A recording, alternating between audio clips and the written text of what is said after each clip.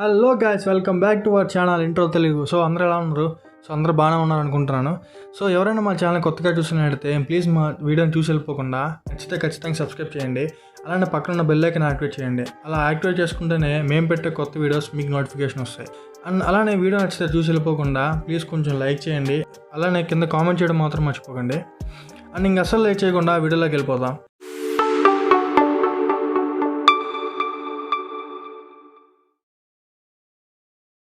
మన చిన్నప్పటి నుంచి సండే వస్తే చాలు ప్రతి ఇంట్లో ఖచ్చితంగా చికెన్ కర్రీ ఉండాల్సిందే.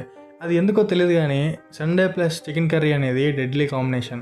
వెజిటేరియన్స్కి ఈ చికెన్ మటన్ అంటే ఎంత ఇష్టం ఉండదో, కానీ నాన్ వెజిటేరియన్స్కి మాత్రం ఈ మీట్ అంటే ప్రాణం.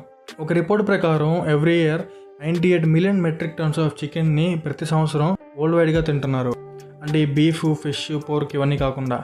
సో ఒక సైడ్ చెప్పుకోవడానికి నాన్ వెజిటేరియన్స్కి ఇది బాగానే ఉంటుంది, కానీ ఒక నిమిషం ఇలా ఆలోచించండి, ఇంత మీట్ కోసం ఎన్ని కిలోలను చంపుతున్నామో.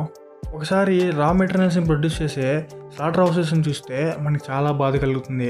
కానీ ఏం చేస్తాం, వాటిని బ్యాన్ చేయలేం, ఎందుకంటే అది ఫుడ్ ఐటమ్. ఎన్నో మిలియన్స్ ఆఫ్ ఫ్యామిలీస్ దాని మీద ఆధారపడి ఉన్నారు.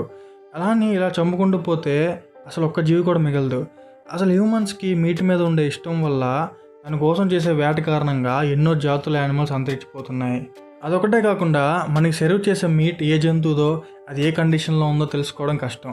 ఒకవేళ వాటికి ఏమైనా వైరస్లు ఉంటే వాటిని కానీ మనం తిన్నాం అనుకో, ఆ వైరస్లు మనకు కూడా వచ్చే అవకాశం ఉంది. సో దానివల్ల కూడా మనకు చాలా ప్రాబ్లం అనమాట. దీనికి సొల్యూషన్ ఒకటే, ఏ జీవిని చంపకుండా మనం మీట్ని ప్రొడ్యూస్ చేయడం. ఇదేందో భయ్యా, ఇది చాలా కొత్తగా ఉంది, ఇది నేను ఎప్పుడు వినలేదు అనుకుంటారు, కానీ ఇది కుదురుతుంది. ఎందుకంటే లేటెస్ట్గా ఇలాంటి ఒక టెక్నాలజీ దుబాయ్లో కనుగొన్నారు. అసలు కోళ్ళని చంపకుండానే మీట్ని తయారు చేసే టెక్నాలజీ దుబాయ్లో కనుగొన్నారు. అండ్ వాటిని హోటల్స్లో కూడా సర్వ్ చేస్తున్నారు. అసలు టెక్నాలజీ ఏంటి, అది ఎలా తయారు చేస్తారు, అన్ని విషయాలు ఈరోజు వీడియోలో తెలుసుకుందాం. And let's get in to our today's topic. And guys, ఈ ప్రాసెస్ని మనం 4 స్టేజెస్లో తెలుసుకుందాం. ముందుగా స్టేజ్ నెంబర్ 1. ఈ స్టేజ్ నెంబర్ 1లో ముందుగా యానిమల్స్ యొక్క మజిల్ టిష్యూ సెల్స్ని యానిమల్స్ నుంచి తీసుకొని వాటిని ఒక టెస్ట్ ట్యూబ్స్లో కలెక్ట్ చేసి ప్రిజర్వ్ చేస్తారు. And stage number 2. ఈ స్టేజ్లో కలెక్ట్ చేసిన సెల్స్ని గ్రోత్ అయ్యేలా వాటిని పర్టికులర్ క్లైమేట్ కండిషన్స్లో పెట్టి వాటికి ఎదుగుదలకు కావాల్సిన న్యూట్రియంట్స్ ఆర్టిఫిషియల్గా అందిస్తారు. అంటే అమినో యాసిడ్స్, షుగర్స్, విటమిన్స్ ఇలాంటివి ఆర్టిఫిషియల్గా వాటికి అందించి వాటిని సేమ్ మొక్కలు పెరుగుతున్నట్టుగా పెరిగేలా ఒక సపరేట్ క్లైమేట్ కండిషన్స్లో ఉన్న ల్యాబొరేటరీ రూమ్స్లో ఉంచుతారు. And stage number 3. ఈ స్టేజ్లో ప్రిజర్వ్ చేసిన న్యూట్రియంట్ సెల్స్ని ఒక బయోరియాక్టర్లో పెట్టి వాటిలో ఉండే మజిల్ టిష్యూస్ని మల్టిపుల్గా గ్రోత్ అయ్యేలా వాటికి కండిషన్స్ అరేంజ్ చేస్తారు.